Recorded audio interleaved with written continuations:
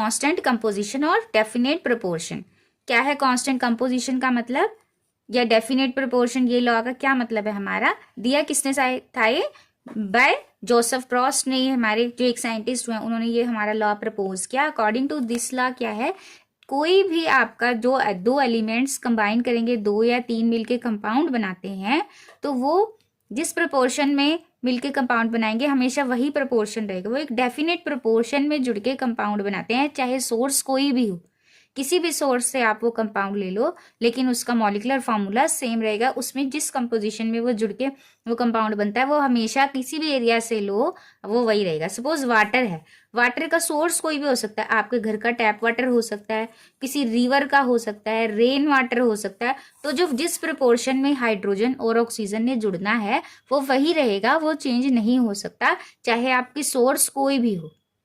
According to this, a given compound always contains exactly the same proportion of element, कि एक given compound कोई भी, जैसे हमने ये H2O लिया, हमेशा always contain exactly the same proportion, जिस proportion में ये combine हुए हैं उसी में ही combine होंगे by weight। अगर वाटर की बात होगी तो चाहे इंडिया का वाटर हो चाहे किसी और कंट्री का वाटर हो, उसमें हाइड्रोजन और ऑक्सीजन इस जिस प्रपोर्शन में जुड़ के ये H2O बना है उसी में ही कंबाइन होंगे। अब किस रेशो में कंबाइन हुए हैं यहाँ, अब हाइड्रोजन और ये ऑक्सीजन, हाइड्रोजन कितना एटॉमिक वेट होता है 1, तो 2 में कितना हो गया आपका 2 हो गया, और ऑक्सीजन का एटॉमिक वेट कितना होता है 16 ग्राम, तो ये कितना हो गया हमारा 2:16 और 1:8। सो whenever hydrogen and oxygen combines to form water, they combine in ratio 1:8, यानी 1 part of hydrogen and 8 parts of oxygen. Always they combine in this ratio. तो जब भी H2O की बात होगी तो H2O में एक डेफिनेट प्रोपोर्शन होगा हाइड्रोजन और ऑक्सीजन का, वो क्या है 1:8, 8 parts oxygen combine with 1 part of hydrogen.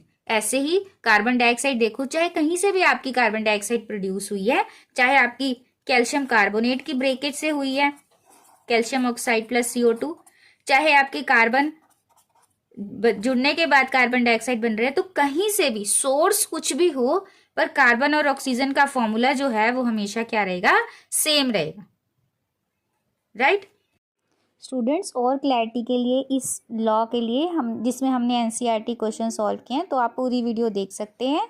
So thank you so much, will meet in next video.